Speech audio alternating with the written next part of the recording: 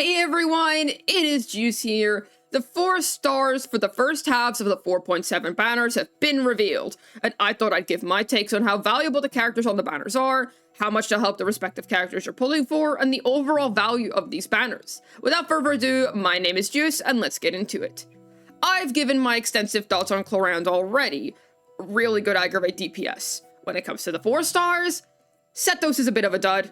It's weird that they're having an aggravate 4-star compete with the highly anticipated aggravate 5-star on banners. Not only that, but Sethos isn't all that powerful. He isn't even a good substitute if you lose your 50-50 on Clorinde, because Lisa exists and her kit is way more coherent and cheap in comparison, and she's stronger despite only being a driver. Plus, if you lose to Kaching, that makes Sethos even more irrelevant, because you already have a strong aggravate 5-star, not to mention that Sethos' Constellations, they're just okay, they don't really fix his core issues, so there's no point in going and trying to chase more copies of him to fix his main problems. Thoma is a bit random here. You're not going to be really using him with Clorinde. In our overload teams, you're way more likely to be using someone like Xiangling. Yes, his shield does get stronger with normal attacks, which Clorinde does deal in, but if you need a shielder for Clorinde, that's what Kirara is for, or maybe even Baiju if you have him. He himself is a good 4-star for Burgeon though, and his C6 is good with Hu Tao. And what is there for me to say about Bennett that hasn't been said already? Great unit, amazing for new and old players alike. I recommend trying to get at least C1 if you have no copies of him yet. Personally, I like a C6 because it doesn't override any characters that he wants to play with. No, Eula doesn't count because she doesn't want Bennett because of Circle Impact. Great pyro battery for the likes of Xiangling, and even though he's kinda cringe for Clorinde in particular, I recommend getting the lad if you haven't maxed him out.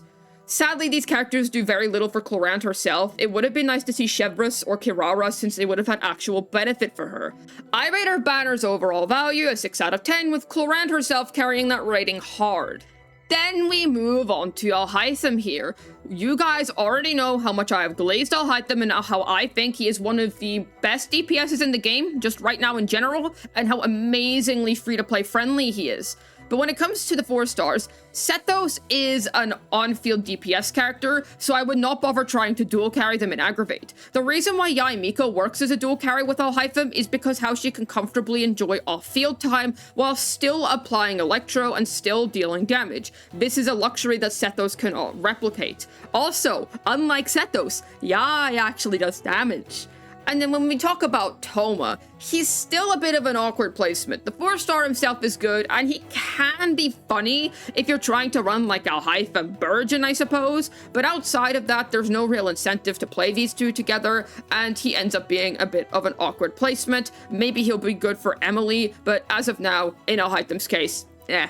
And then when it comes to Bennett, so Bennett himself does not benefit Alhaitham that much, but the main reason I'm okay with this combo is because for free-to-plays, if you're a new player or if you're like a cheap player that doesn't have many characters, this is a really good combo because you get a really amazing free-to-play friendly DPS who's amazing and accessible for new players, and also strong boxable in terms of sets, and a character who historically has always been very strong, an amazing attack buffer, and is a 4-star, and is just really cheap to get going. So for free-to-plays in particular, this is really good. However, if you're an older player who has been at C6, you have all these characters at C6, then not really worth the plunge. I'm still going to give this banner an 8 out of 10 rating in terms of value, because the fact that 2 such free-to-play friendly units are paired together, that is undeniable value. So yeah, Alhaitham's a cheap damaging god, and Bennett is the Pyro Warcom before Natlan was ever a thing. What can I say? And then we move on to the weapons banner. Hey sword mains, get over here. We're having a party. Absolution is very good for Clorinde, but of course Foliar Incision works as well, and vice versa for Alhaitham. So this banner is very safe to pull on in my opinion. However, Foliar is a lot more flexible than Absolution since Bond of Life is such a new mechanic. Though consider that in the future, as we get more Bond of Life units, Absolution's value may rise. Kaching mains come and eat up this Foliar Incision. As for the 4 stars, Stringless is very good. This is because Fischl's an amazing option for both Clorinde and Alhaitham teams, dare I say best in slot for Clorinde, depending on what you're playing. Both comps are Dendro related, and Stringless has EM, and one of Fischl's best Dendro based options. Even outside of Dendro teams, Stringless is so good because of how it increases skill damage directly. Getting copies sweetens the deal even more. awesome. Sacrificial is amazing for characters like Xingqiu who are good with Alhaitham, or can act as a cope ER pick for Bennett if you really need the ER and have nothing else, or even on Lynette who works within Clorinde teams. My main gripe is how this weapon can needlessly extend the field time of some characters, Xingqiu included, but on the flip side, you could also run some funny vape setups with him using this. Nice stuff. And Witzif is incredible to have here because, well, Nahida. Nahida can eat up Witzif in both Clorinde and Alhaitham teams. Refinements are good too. My main gripe is how its select buffs are quite unreliable. And then we get onto Lithic Spear, which, it's a bit niche, or even super niche, dare I say. It can be good in a Hu Tao team of Hu Tao, Xingqiu, Yulan, and Zhongli. This is one of the few teams where you can fully take advantage of its value. But outside of that, maybe usable in Zhongli, and also Xiao as well. Not really that useful for the current featured characters, though. Sacrificial Greatsword has minimal use. The main dud of this banner, it's just okay. No units really abuse it on themselves.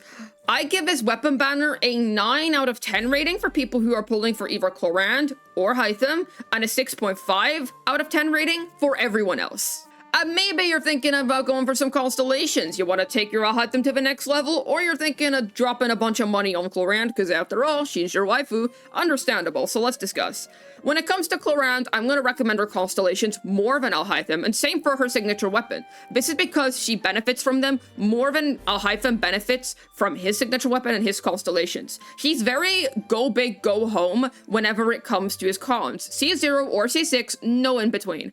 And as for Clorinde, every single one of her Constellations is good. She has a good C4 for crying out loud. Who else has that? Xiao. No, I'm just kidding. But every single one of our Constellations is good, which we have not had since Farina, which is incredible. So I'm going to say that Clorinde's high investment is really good, and also lets you explore her hyper carry teams more. So that's something to consider. And with Alhaitham, while I think his signature weapon is really good for him, you don't really want to just get C1 or C2 on its own. His C2 is good, but if you're interested in having your Alhaitham being taken to the next level, I would recommend getting C2 Nahida first, then getting C2 either Farina or Yulan, whoever you prefer to run with him, and then you can look into getting Alhaitham cons. Whereas Clorinde, she is going to do a lot more damage if you do get Constellations. However, at a baseline, I do think these characters are very free to play, and you can in fact play them at C0 with a 4-star weapon, and in Alhaitham's case, a 3-star weapon, and still get a lot out of them.